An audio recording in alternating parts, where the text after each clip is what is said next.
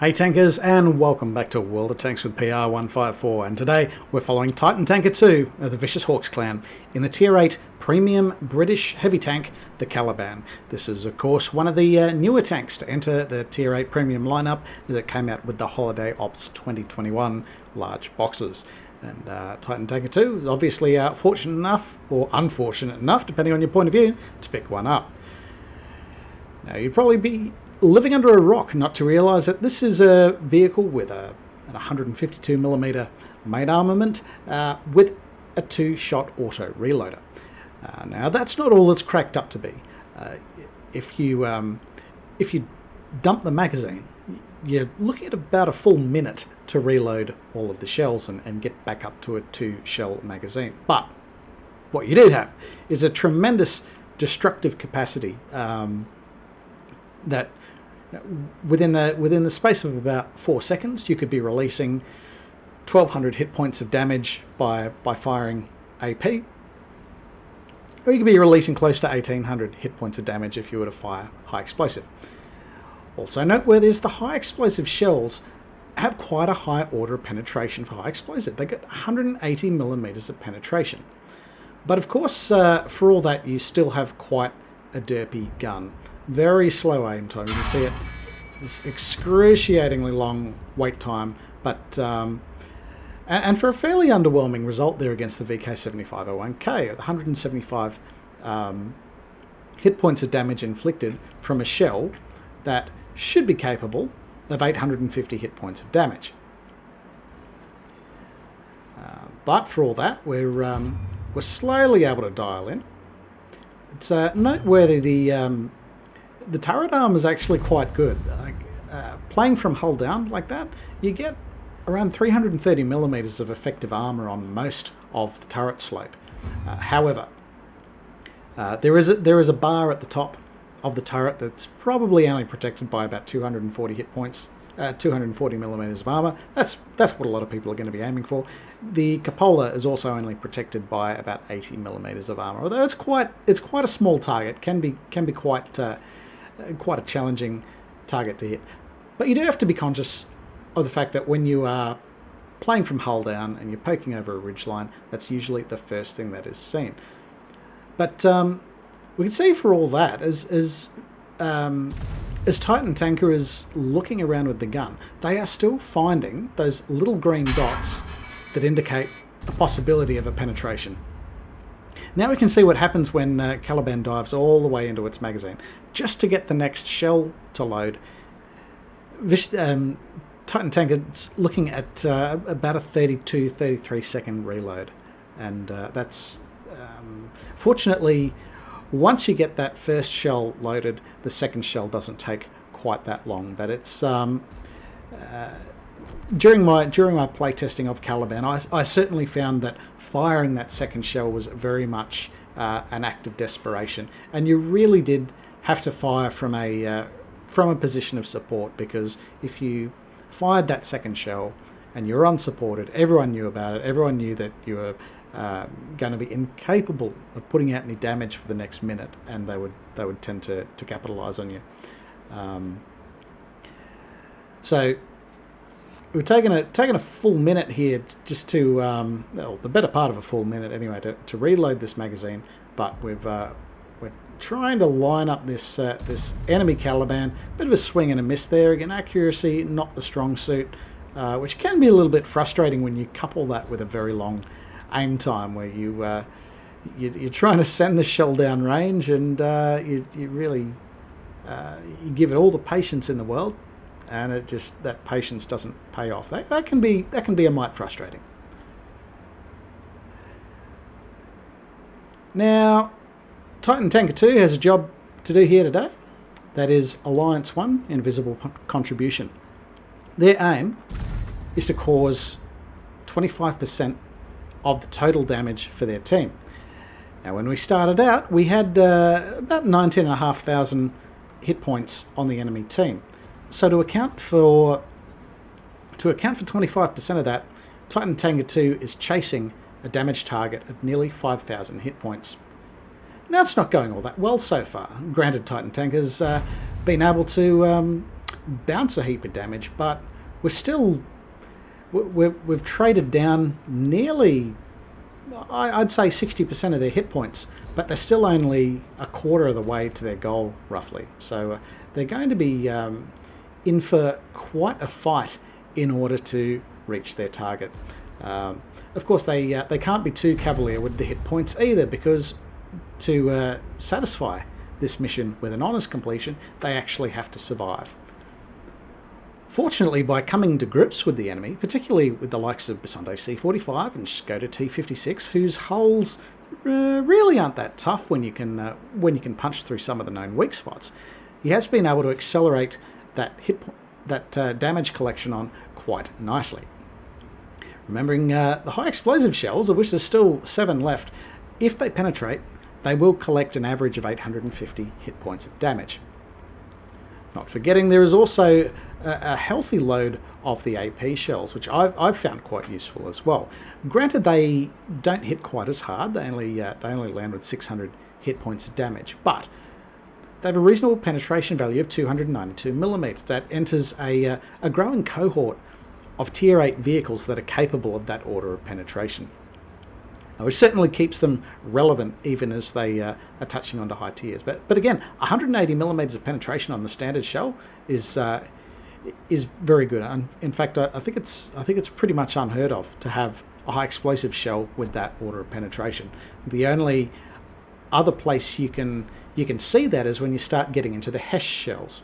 But there we go, Rheinmetall Borsig Waffenträger, unfortunately a swing and a miss. That would have had an incredibly destructive effect against the thinly skinned German tank destroyer. And I suspect the Rheinmetall Borsig Waffenträger knew it, because it certainly wasn't going to hang around to cop the second shell. Now Titantanker2 is in very dangerous territory. They have been, the Scorpion G has poked on them, and the Rheinmetall Borsig Waffenträger sneaks up as well. Fortunately, the Skoda T56 is also on their guard. They have been able to put a hit into the Scorpion G, and that's left a residual hit point pool that Titantanker2 has been able to send it back to the garage. So a bit of a message of gratitude back to the Skoda T56, because that's been instrumental at keeping Titantanker2 in the game and enabling them to keep making gains on this goal of damage dealt to enemy vehicles. You can see the Skoda T56 still locking down the enemy T56 over in its sector, but certainly Titantanker2 needs to be wary of the Scorpion G, which thankfully is also being locked down by the Su-130 PM here. So good teamwork all around, and I mean, having a look at the scores, they're roughly even on both hit points and tanks left in the game. So it could be anyone's game at this point in time. Fortunately, there is a lucky bounce off the Scorpion G there. I mean, any incoming shot at this point in time could be game-ending for Titantanker2. 51 hit points left. That's less than 10%. That's almost the equivalent to the real-world hit points of if you were to eat a Dorito or corn chip, whatever your persuasion is, and it breaks off and it stabs the roof of your mouth. That's how many hit points he's got left. Practically dead. But we're still hanging on, still chasing that damage goal. We're about 1,300 hit points off that damage goal. But fortunately for Caliban, that's really only 2, maybe 3 penetrating hits. So we've got fingers crossed for Titantanker2 here. Scorpion G is still out there, but we're risking slightly to go to support the Skoda T56. Of course, the enemy Skoda T56 surely has to be aware that Titantanker2 is there. And of course, it's going to be managing its pokes quite carefully accordingly. You can see the Scorpion G has actually pulled back a little bit, so that gives Titantanker2 a little bit of breathing room here. This is going to be a bit of an awkward exchange, but fortunately a big, derpy, high explosive shell is potentially going to work in their favour. The enemy Skoda T56 has fired. It's got 1 shell left in the tube. And obviously it's going to be wanting to put that into to Titantanker2. Now, if it does, then that means the friendly Skoda T56 will be able to go in and start to clean up. So it has to be very, very careful with this next shot. Of course, Titantanker2 is also making best possible use that they can with the gun depression and with the armor profile of Caliban working this ridge. Just looking for the narrowest of opportunity to knock out the enemy Skoda T56. Unfortunately, the friendly Skoda T56 having been knocked out a few seconds ago by the enemy Scorpion G. We're pushing over past the Bofors Tornwagen hull. We might have an opportunity there, and we thread the eye of the needle and shut down the Skoda T56. And that's not a massive amount of damage, but a rather substantial battlefield threat that was really holding everything up in this sector. This gives them a little bit more room to maneuver. The the SU-130PM is taking a bit of fire from the Scorpion G. Titantanker2 risking a poke here to try to get an angle on the Scorpion G. We're very, very slowly aiming this shot. It's going to come left, or is it going to come right? Hopefully it comes left. We've got less obstruction. Bit of a swing and a miss there. Trying to get the next shell in the tube. Unfortunately, that one misses as well. We've got a very long reload until we have the next shot available. Fortunately, the SU-130PM is able to knock the Scorpion G out, and that will completely open up this side of the map. Having taken control of the city, albeit not with very many hit points, that gives them opportunity to start developing a few more crossfires into the south, where this is New Berlin, bear in mind. Whoops, bit of a nudge on the SU-130PM that could have been game-ending for the teammate there, but we are talking motorised vehicles, and accidents do happen. Sure, nothing malicious there, but the SU-130PM continues to go wide. They do need to be a little bit careful. They've got the likes of Scorpion and LT-432 in the field. LT-432 in particular, very stealthy vehicle, good view range, and quite capable of knocking out either of these vehicles with one shot as well. So a bit of caution required. As LT-432 has been lit up by between the Barras, the Scorpion, the T-28 prototype, it's driving into potentially a bit of a crossfire there, which could be quite dangerous for them. In fact, they have actually been knocked out. So that threat of enemy eyes has been taken care of. Scorpion G knocks out the friendly SU-130PM. Titantanker2 has to be really careful here. They are all on their own, but fortunately they've got an auto reloader and the Scorpion doesn't. They're able to send them back to the garage, but they're going to be a minute before they have a full magazine, and over half a minute before they have one shot left to defend themselves. But fortunately, there's only two enemy vehicles left in the game. There's the 122 TM and the SU-130PM, both of whom are on quite a fragile hit point position as well. We're still slightly short of our goal for accounting for 25% of the hit point pool, but we just managed to tick that box, knocking over the SU-130PM. So that's that primary condition satisfied for Alliance-1 on the in the personal campaign for the Chimera. Now this is where Titantanker has to be super careful. They need to win, but they also need to survive, and they very much lack the hit points to confidently do that. Fortunately, the Barask has the number of the enemy 122 TM, knocks them out for the final kill of the game, and then there is victory for Titantanker2. Let's go and take a look at those results. And Titantanker2 is going to need a new jacket, because that is a crap ton of medals that's going to be hanging off it. For starters, we've got an Ace Mastery badge, very well deserved there, and we've got not one, not two, not three, but four epic or battle heroes medals. We've got Spartan for surviving a ricochet or non-penetrating hit from an enemy, and the condition with Spartan is that you have to have less than 10% of your hit points left and you have to survive.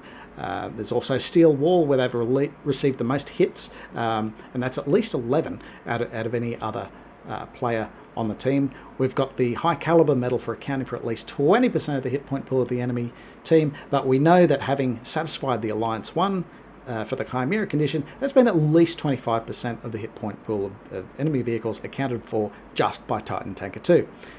We've had a tremendous game on the kill count as well, with picking up a Top Gun medal for taking at least 6 enemy heads, and we've certainly hit that target. We've also picked up a fistful of these badges of merit. Hand of God, where they've survived and won the battle. Again, these are primary and honours conditions here, having received damage for at least 4 different enemy vehicles. Titantanker2 has also picked up the Duelist medal for destroying at least 2 enemy vehicles that have caused damage to them in turn, and of course the Fire for Effect and Shellproof medals, which go hand in hand with the High Caliber and the Steel Wall medals as well. Having a look at the team scores, we've come away with nearly double the experience points of the next tank, but that's not to understate the contribution that the Skoda T56 had made to the game. They were single-handedly pinning down a lot of enemy vehicles in the city there until ultimately they were basically worn down. It was quite often it was Titantanker2 that was sort of doing a lot of the cleanup job there, but certainly not to erode what they'd achieved in that battle. Special mention on the enemy team to the SU-130 PM and Rheinmetall Scorpion G, who were doing their best to try to keep the city locked down from the flanks. Unfortunately, not paying off for them this game. Having a look at the detailed report, quite a profitable game here for Titantanker2. Now, there was a bit of a personal missions payout. You take that out of the equation, you're still looking at about a 70,000 credit game in total. A bit of a damage bill here. We did have to dip into the premium shells just a little bit, but that was purely by virtue of running out of the high explosive. And there was a bit of a premium consumable or directive used in the mixes. Oh no, they were running food, so that would be accounting for this consumable bill here as well. But still, quite a profitable game and a very good result for Titantanker2 of the Vicious Hawks clan. And if you've got a replay that you'd like to see shared with the community, please reach out over Discord or any of the links below, and we'll do our best to sort you out. Please do check out the About section on the YouTube channel for guidelines for community submissions, just so you can get a feel for what it is that we are looking for. In the meantime, take care out there.